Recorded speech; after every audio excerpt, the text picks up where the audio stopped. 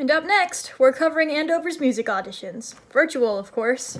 Despite the ongoing challenges created by the COVID-19 pandemic, the Andover Music Department has still managed to provide a variety of opportunities for student musicians. Here's Patricia Tran and Athena Rhee with the story. Due to the numerous challenges presented by in-person rehearsals and ongoing efforts to include students learning both on and off campus, music ensembles and student-run clubs at Andover are developing creative approaches to practicing this fall. Holding auditions, a central part of forming a music group on campus, has been especially challenging.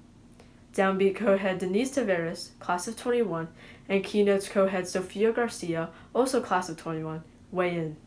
So a lot of our audition process is obviously going to be online. We're going to have people submit videos of them singing parts of our arrangements. We also had a session where we had people audition live for us in Zoom, because we are a smaller group and we want to be able to feel out the energy of other people, because it's like if you're a small group and there's one person who does not get along with everyone else, then that's going to be really awkward for the rest of the year. But that has been really fun so far. Once we get to rehearsal, we're going to try and do some Zoom rehearsals, and then for those on campus, hopefully socially distanced rehearsals, maybe on the lawn if the weather is nice. Again, we're still figuring this out, but we're really excited. Aside from student-run clubs, the music department has also been holding virtual auditions for students interested in participating in the music program this year.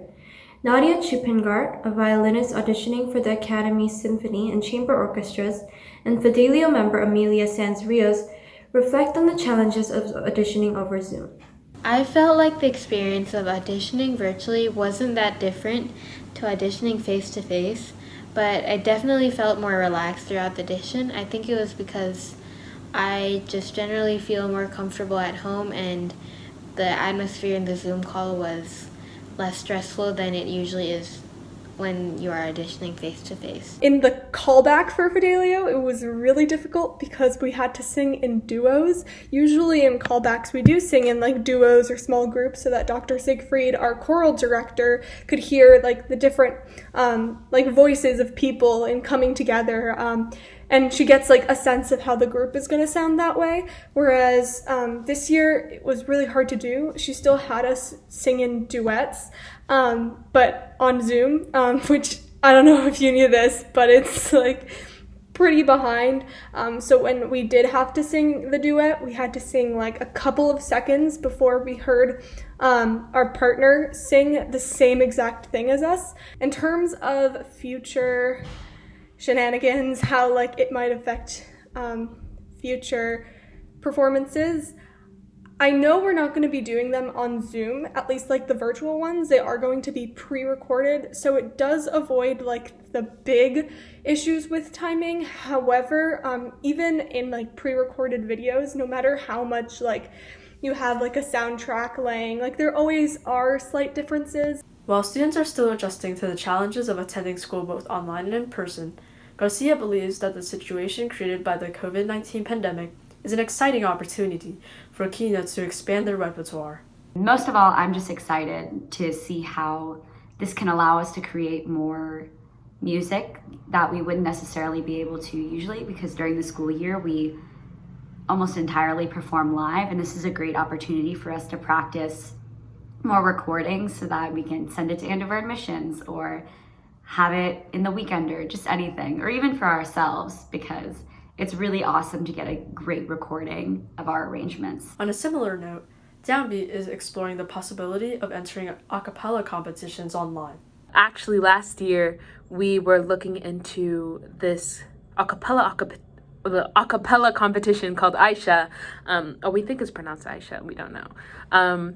And basically they converted their competition to online, and they're going to make it so that it's more accessible to people.